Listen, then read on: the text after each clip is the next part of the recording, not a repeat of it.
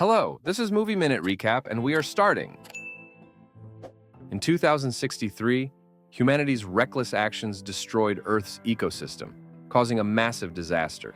The glaciers melted, and almost the entire planet was flooded. There are only two small continents left, and they're at war over the last remaining resources. Out in the middle of the endless ocean, there's a secret military base called the Sentinel. 4 people are stationed there, all on 2-year contracts. Their main job is to stop enemy forces from reaching the neighboring continent. The base holds the last nuclear bomb on Earth, and if anyone tries to attack their territory, the bomb will go off, triggering a massive tsunami that would flood both continents and wipe out what's left of humanity. One day, they spot a small ship drifting toward their outpost. Sullivan is excited, thinking it's the replacement team finally arriving. But Hendricks is suspicious and orders the weapons to be ready. Corporal Cassidy tries to contact the ship over the radio, but there's no response. Hendricks tells Sullivan to cautiously check the vessel. When Sullivan boards the ship, he finds no crew members, just some canned food and equipment. He tows the ship back to the base, since their own supplies are running low. Sullivan wants to report about the ship to command, but Hendricks stops him, saying the situation isn't following protocol. The crew doesn't have direct communication with the mainland due to the secrecy of their mission, so they have no idea what's going on back home. Later that night, Sullivan tells his lover, Corporal Cassidy, that he secretly sent a message to command about the missing crew. The next morning, they wait for a response, but the message bounces back. Baines suggests that no one received it, and maybe their country no longer exists anymore. That night, Baines sneaks aboard the ship. He later shares some whiskey with Sullivan, and while drunk, Baines reveals a secret. Sergeant Hendricks has both keys to activate the base's nuclear self-destruct mechanism. He took the second key from Cassidy, who was his deputy.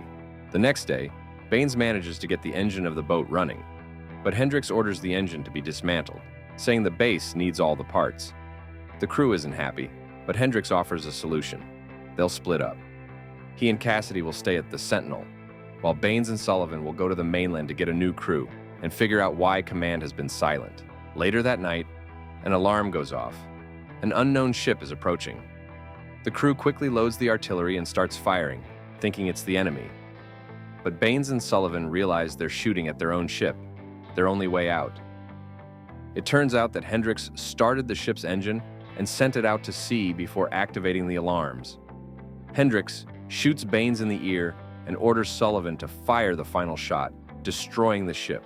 Cassidy knocks out Hendricks, and they lock him in the storeroom, taking away the nuclear launch keys. Later, Hendricks tells Sullivan, who brings him food, that he figured something out from the ship's logs. The ship had actually arrived 3 months ago, right on schedule, but for some reason, it drifted past the base. The question is, how did this happen when their radio beacon is always on? And where did the crew gone? A few days later, a drunk Baines attacks Cassidy and steals the nuclear detonation keys, almost ending what's left of humanity. Luckily, he's so drunk that he forgets the last digit of the activation code. It's then revealed that Hendricks tried to escape by jumping out of his cell into the ocean.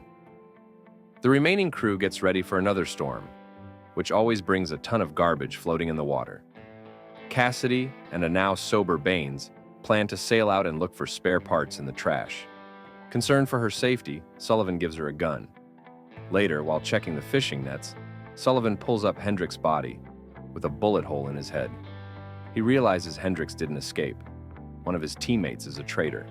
Sullivan finds Hendricks' diary and learns that on the night the relief ship drifted by, despite the beacon being on, Cassidy was on duty. He rushes to the tower and discovers the beacon is portable. It could have been moved.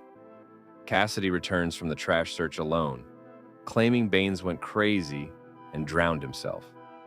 The next day, Sullivan tells Cassidy over the radio that he's figured it all out. Who killed Hendricks and what happened to the relief crew. Cassidy bursts into the control room just as Sullivan finishes preparing the nuclear bomb for detonation.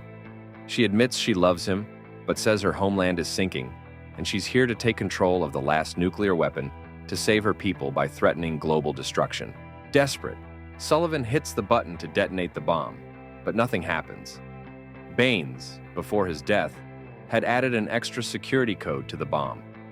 The two soldiers, from opposing sides, are left alone in the middle of the ocean. They decide to work together to make sure no one else ever gets near the Sentinel, because one wrong move could wipe out all of humanity. Thank you for watching till the end. Please subscribe and like this video.